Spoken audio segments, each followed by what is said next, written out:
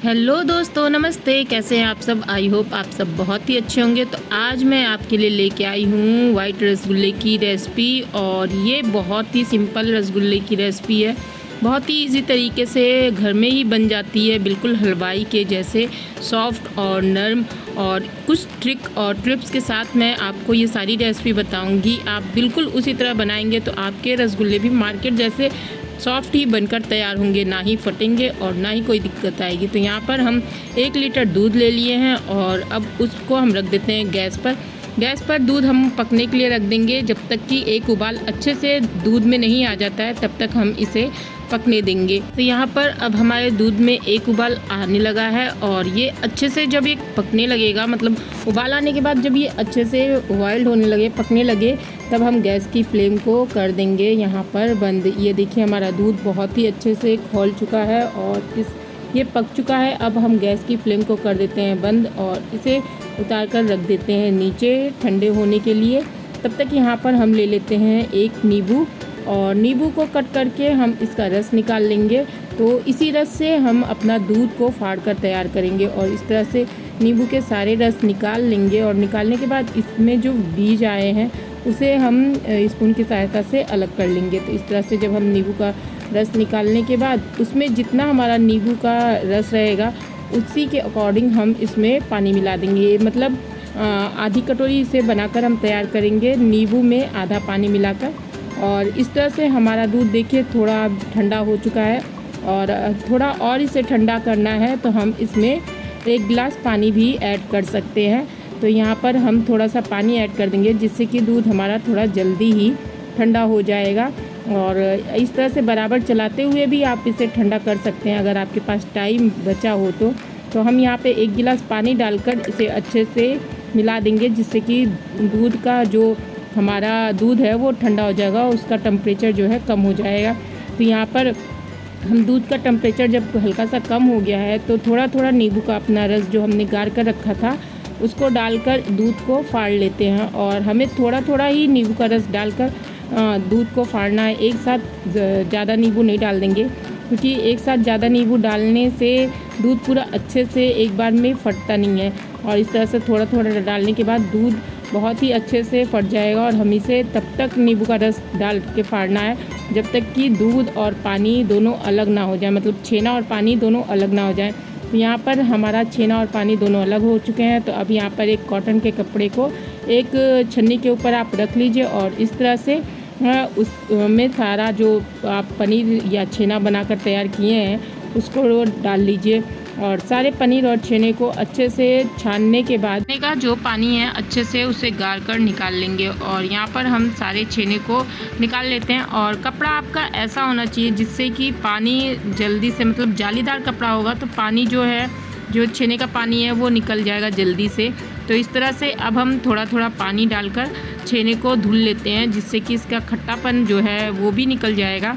और इस तरह से हाथों से हल्का हल्का मिलाते हुए हम इसे धुल लेंगे जिससे कि हमारे दूध में से, छेने में से खट्टापन निकल जाए नींबू का।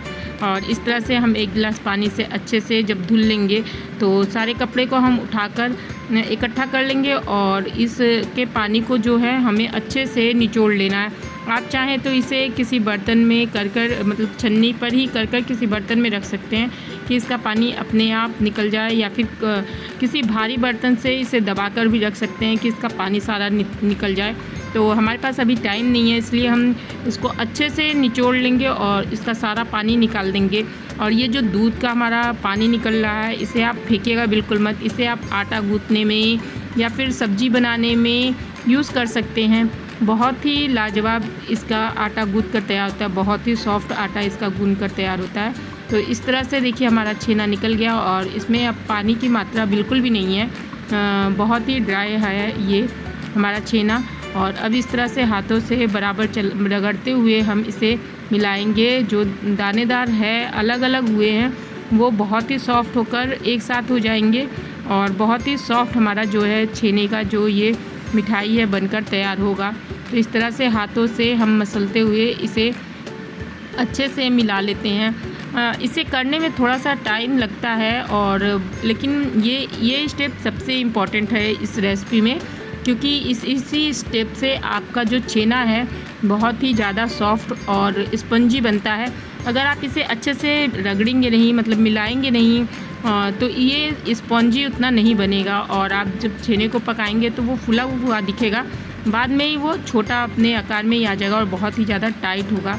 तो इस तरह से हम मिलाने के बाद 10 मिनट इसे मिलाएं अच्छे से। फिर उसके बाद हमने इसमें 1.5 चम्मच अरारोट का पाउडर डाला है। आप यहाँ पर मैदा भी यूज़ कर सकते हैं, हमने यहाँ पर अरारोट का पाउडर यूज़ किया है और 1.5 चम्मच अरारोट का पाउडर से ज़्यादा आप यहाँ पर मत यूज़ करिएगा।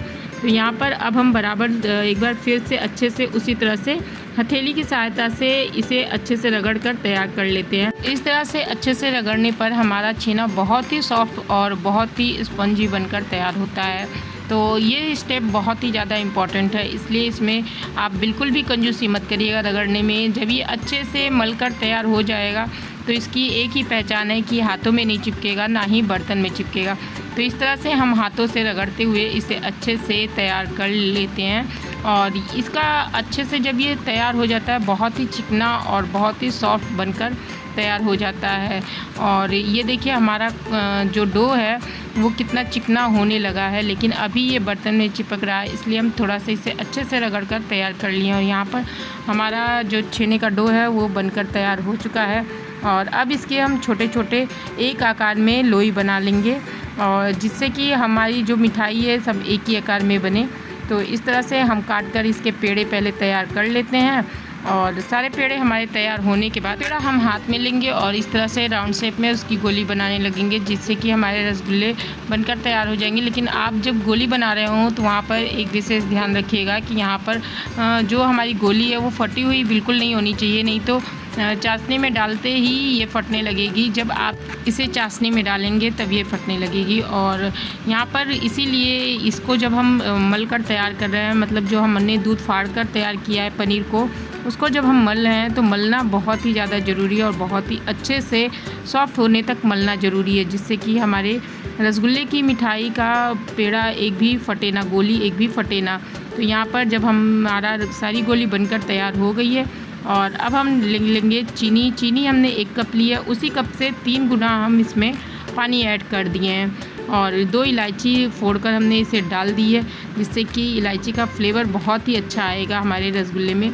तो इसको रख दिया था हमने गैस पर जब अच्छे से चीनी हमारी पकने लगी है, एक करके हम सारे अपने रसगुल्ले इसमें डाल देंगे और एक एक करके हम डालेंगे, तो जिससे कि जो उबाल है उसको वो भी कम नहीं होगा, उसका टेम्परेचर नहीं घटेगा। अगर एक साथ हम डाल देंगे तो उबाल इसमें कम होने लगेगी, जिससे कि हमारे रसगुल्ले अच्छे से पकेंगे नहीं और ये नीचे बैठ जाएंगे। तो यहाँ पर हम इसको डाल देते हैं और हमारे रसगुल्ले बहुत ही अच्छे से पककर तैयार होंगे। अब हम इसे लो करके गैस को थोड़ा सा हल्का सा लो कर देंगे और लो करके इसे ढक कर रख देंगे 10 मिनट के लिए अच्छे से पकने के लिए।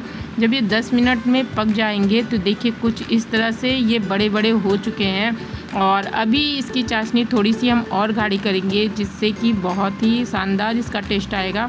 तो यहाँ पर 10 मिनट पकने के बाद हम गैस की फ्लेम को कर दिए हैं बंद और बंद होने के बाद हम आपको दिखा रहे हैं कितने सॉफ्ट और कितने स्पॉन्जी ये हमारे रसगुल्ले बने हैं। आप देख सकते हैं बहुत ही सॉफ्ट बना है। अभी ये थोड़ा गर्म है, इसलिए हाथों से छूने पर थोड़ा सा ज़्यादा मतलब हाथ को हीट लग रही है, इसलिए अब इसे हम रख देंगे ठंडा होने के लिए। और ये देखिए हमारे सारे रसगुल्ले बनकर तैयार हैं। 4 से 5 घंटे आप रख दीजिए इसे ठंडा होने के लिए, उसके बाद आप इसे सर्व करिए। ठंडे ठंडे रसगुल्ले बहुत ही लाजवाब और बहुत ही शानदार इजी तरीके से अपने घर में आप बनाकर तैयार कर सकते हैं। तो आपको ये रेसिपी कैसी लगी हमें कमेंट करके ज़रूर बताइएगा और रेसिपी अच्छी लगी हो तो एक लाइक सब्सक्राइब कर दीजिएगा। नमस्ते।